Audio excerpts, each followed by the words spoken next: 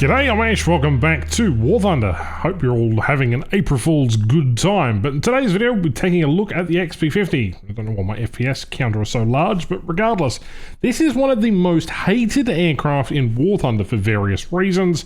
It's a prototype aircraft that really performs well in War Thunder, and it's got an insane rate of climb, really good, just powerful engines, and nose-mounted weaponry, which makes it absolutely lethal against, well, it's rank 3 battle rating 4.0 opponents. So yeah, it's a bit of a mouthful, but it is a absolute beauty, and I hate facing these things to the point where today we're going to be taking a look at, well, its capabilities. But before we do that, I'd like a chance to thank the channel members and thank them for their support.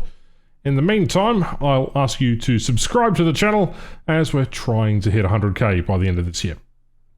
Right, the XP-50 is an amazing premium vehicle. It's 1600 GE, it's battle rating of 4.0 across all game modes, and it is possibly one of the most hated vehicles that you can fight in War Thunder. It has two 20mm cannons and two 12.7mm machine guns. Those are M2 Brownings. They are mounted in the nose. However, the cannon is greatly limited by its ammo pool, so there isn't a great deal of cannons. Now, I've played about 5 to 6 matches today, and all of them have been rather varied and, well, just killing things like nobody's business. This thing excels at climbing and is an absolute monster. Although it only has 120 rounds per gun for your cannon, your machine gun is more likely to have a lot more spray and pray involvement.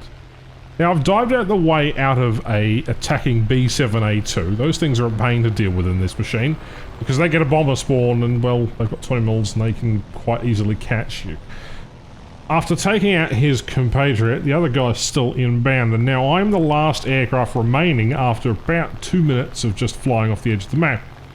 This unfortunate Italian fella's going to learn what it means to be, really, when you go head-on properly. Little short burst and he's gone. You really don't want to stick around, though. This thing isn't the most maneuverable airframe. I tried to get some lucky shots on the other B7, but alas, we're not going to get there. But I just wanted to show you the next couple of clips here because it's important to really position yourself correctly. Now, I'm trying to get hits on the Spitfire. Do manage to get hits on him, however, we're going to pull back around because it's imperative that we move back around. There is another Japanese aircraft, the Kai-44, and I don't like fighting Japanese aircraft very much. Except I won't have to, because a lucky shot just means that I pilot snipe him, and now we can continue on our merry way. That is already 3 aircraft down, and let's hope that we can actually manage to win this scenario. Well, no, it doesn't look like that's going to be the case. B7A2, really good, really fast aircraft. Spitfire, really good at turning. I'm low altitude, and my engines are overheating, which means that this vehicle isn't going to perform very well. I could have ran, and I should have done earlier, should have maintained more of an altitude, but, you know, hindsight is 20/20, especially when this is the first game of War Thunder that I've played in a good couple of weeks. Anyhow, we're pulling around, trying to get on the Spitfire 6. This isn't going to really work because, well, he's got a friend, and, well, the B7A2 is a good vehicle. Now, you don't have a problem climbing, especially if you spend the match at 15 degrees incline. You can basically end up higher than most enemy fighters. You can come down and select targets, like that poor J-26 that I just demolished, and if you're clumsy on the trigger like I am, well, you can sometimes get good lucky hits. Now, the cat was on the keyboard at this time. I had to tell the cat to get away, but the 109 has its tail removed, and now we just dive out the way of the other aircraft. It's not necessarily a problem getting altitude again once you've got altitude, but this thing has an interceptor spawn point which allows it to do a lot of things that other aircraft can't. And oftentimes I find myself in aircraft that can't really compete with this particular vehicle because it just does everything so well. It rolls particularly well. The rudder shift time is a bit weird, and the elevators are a bit lackluster. The top speed is really nice, although there are other aircraft that can outcompete it. It's just such a devastating machine. You know, for what it is, it's an excellent climb rate, gets an air spawn, it's got good acceleration, it's got mediocre but great maneuverability. Powerful armament, and that guy is landing, that GN1. I've never seen one of those land before.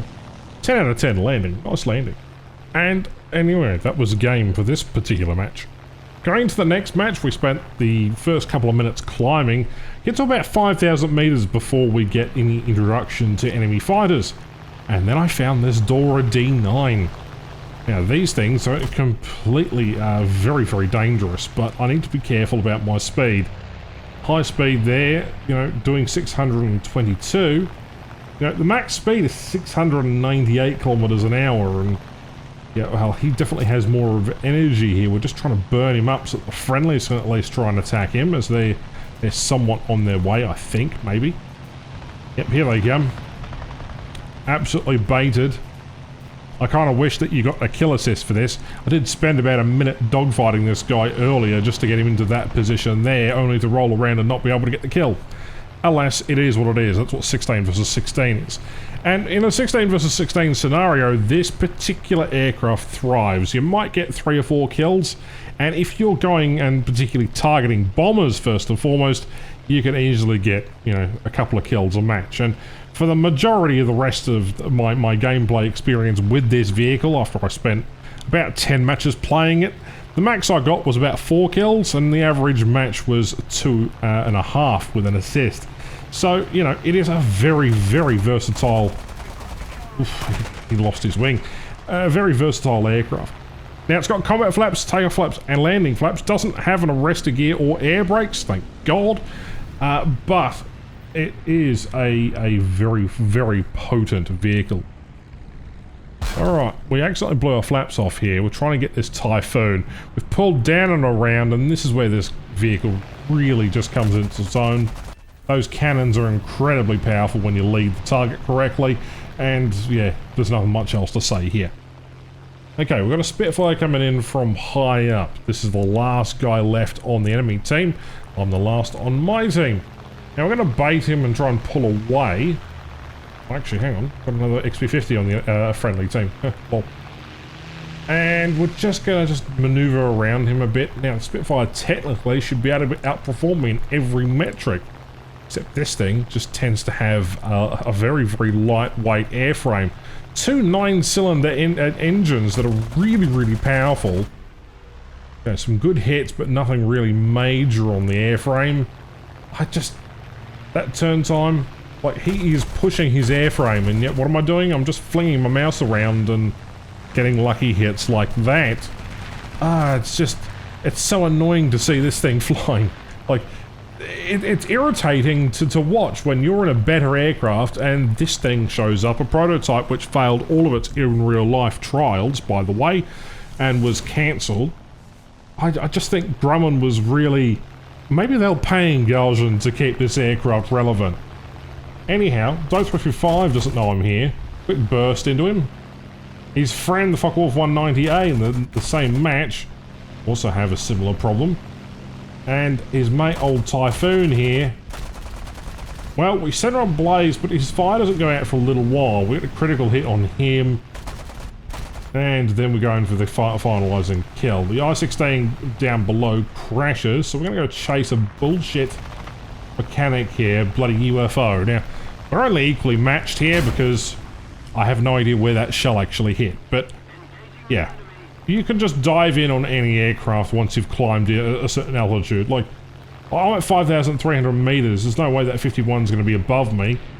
It's a good climbing aircraft, but it's not that good. And if the enemy isn't paying attention, you just do that. Or this. Do you get the idea? Do you get the picture now? It is one of the most overpowered vehicles in War Thunder, and if it wasn't for its air spawn, then this vehicle would essentially be worthless. It's been in the game since 1.31, and it's been really popular over the last couple of years. And 1.31 was how many years ago? I'm not entirely sure.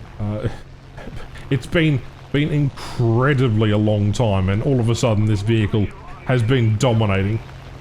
11th of June 2013 was the update, by the way. But anyway, thanks for watching. Like, comment, subscribe, and we'll see you in videos shortly. Hope you enjoyed the XP-50, and we'll see you in the next one. Bye-bye.